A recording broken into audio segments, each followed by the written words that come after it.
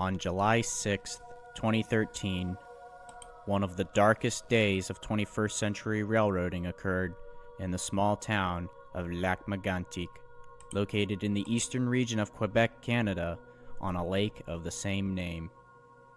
The accident highlighted many issues, from negligence to unsafe business practices, that led to this disaster. And believe it or not, this accident, while somewhat forgotten today, was more crucial than most would ever think. Oui, t'inquiète pas pour moi, okay? The accident was crucial. Oh mon Dieu! Oh my God! Oh my God! Oh my god. Before we talk about the accident, we need to dive into the history of the railroad involved and the line in question that runs through Lac-Mégantic.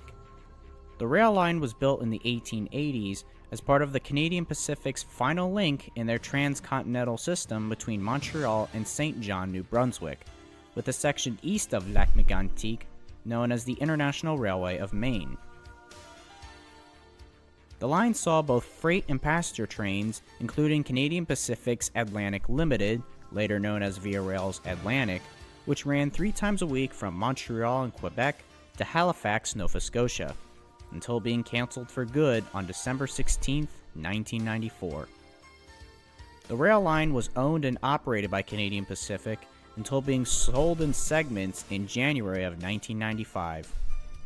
The eastern half of the line between Brownville Junction and Saint John was sold to J.D. Ivering, which established 2 subsidiaries, the Eastern Maine Railway and the New Brunswick Southern Railway.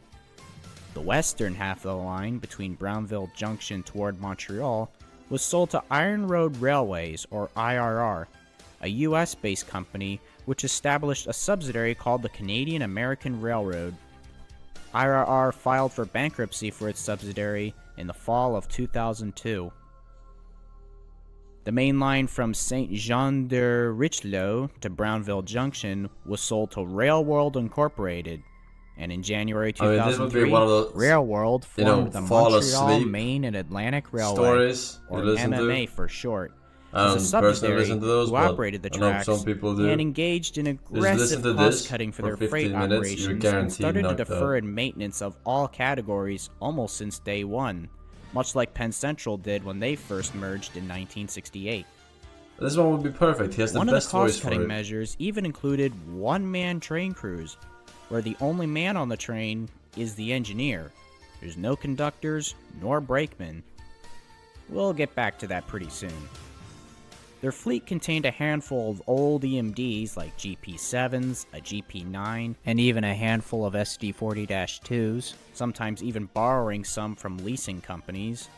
But the majority of the fleet consisted of older General Electric units in varying conditions, like ex-Santa Fe B23-7s, ex-Burlington Northern C30-7s, and a he lot goes way of B39-8Es, way with into only detail. 2 receiving an official no one MMA knows livery. this shit but you, man. Like, you don't Right have to from the tell me get-go, fucking things train started to go wrong brands, for alright? MMA. Fucking With 2 of the serial railway's numbers. Like, largest what the customers, fuck? a pair of Great Northern No one paper knows this mills shit, man. in Millinocket and East Millinocket 48 minutes? declared bankruptcy and Bro. shut down.